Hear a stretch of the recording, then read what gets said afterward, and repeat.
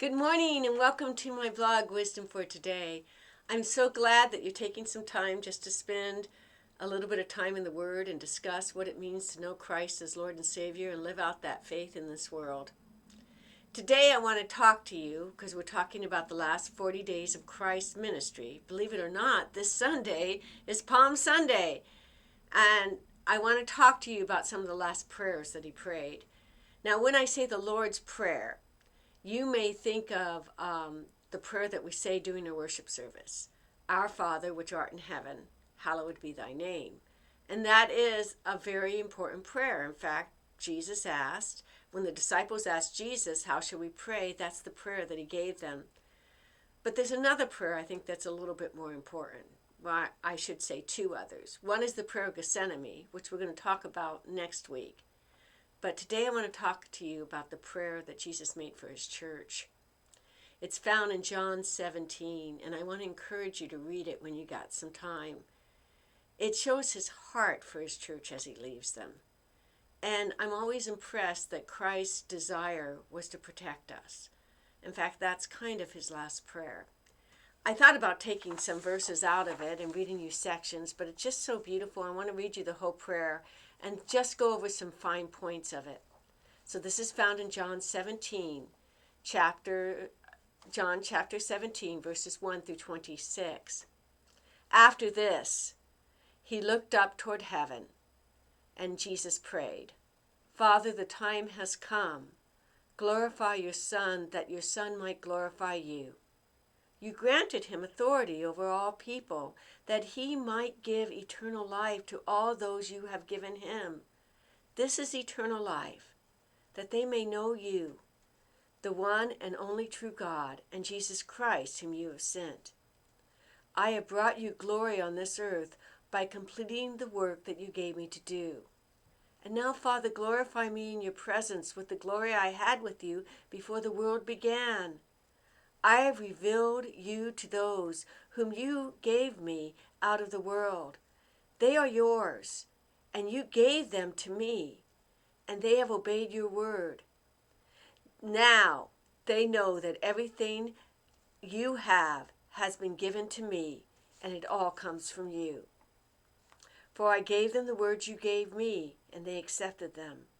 They know with certainty that I came from you, and believe that you sent me. I pray for them.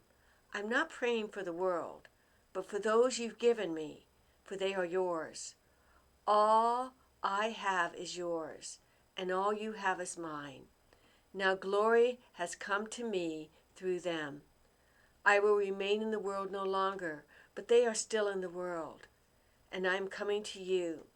Holy Father, protect them by the same power of your name, the name you gave me, so that they may be one even as we are in one. While I was with them, I protected them. I kept them safe. By the name you gave me, none has been lost except the one doomed to destruction, so that the scriptures might be fulfilled. I am coming to you. But I say these things while I'm still in the world, so they may have the full measure of my joy within them. I have given them your word, and the world has hated them. They are not of the world any more than I am of the world. My prayer is not that you take them out of the world, but that you protect them from the evil one. They are not of the world, even as I'm not of it. Sanctify them by thy word. Your word is truth. As you sent me into the world, I have sent them into the world. Now for them I sanctify myself, that they may be truly sanctified.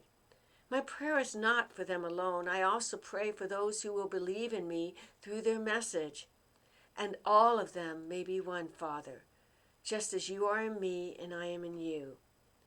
May they also be in us, so that the world may believe that you sent me.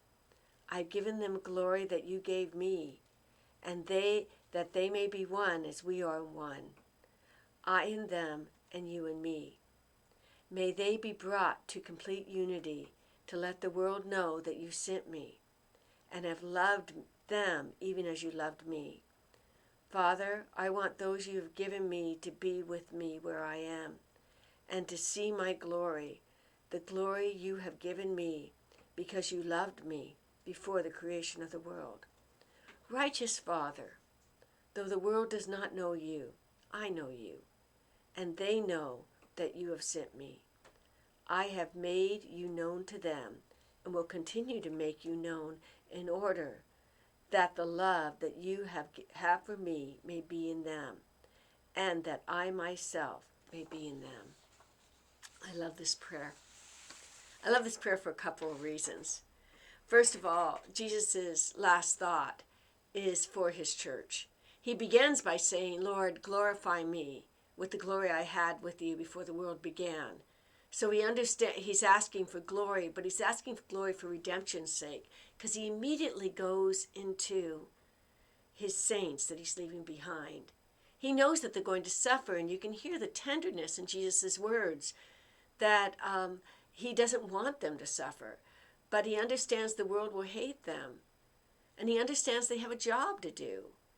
He asks God to protect them, almost as a mother would ask God to protect her son or her daughter who's leaving her home. And he asks them to protect him by the word of God. I do want you to notice Jesus is very clear that he doesn't pray for the whole world. He just prays for those that God has given him out of the world. And that begs the question, who should pray for the world? Well, that falls on us. God has created us to be intercessors. He's created us to pray for our world and to pray for salvation and revival. I love that Jesus' heart was with us. I also love the part of the prayer about that he prays for our unity. And mind you, the church may not have been as unified as it should be as he left us. But I think we've done better than we think. That although there are different denominations and different belief systems in how to interpret the Bible, all believers come together on one powerful point, very close, that Jesus is the Son of God, and that salvation is found in him. That's what makes us complete, is our understanding our salvation is from God. As Jesus goes to the cross, his pain is not for his own suffering, but his pain is for the world's pain.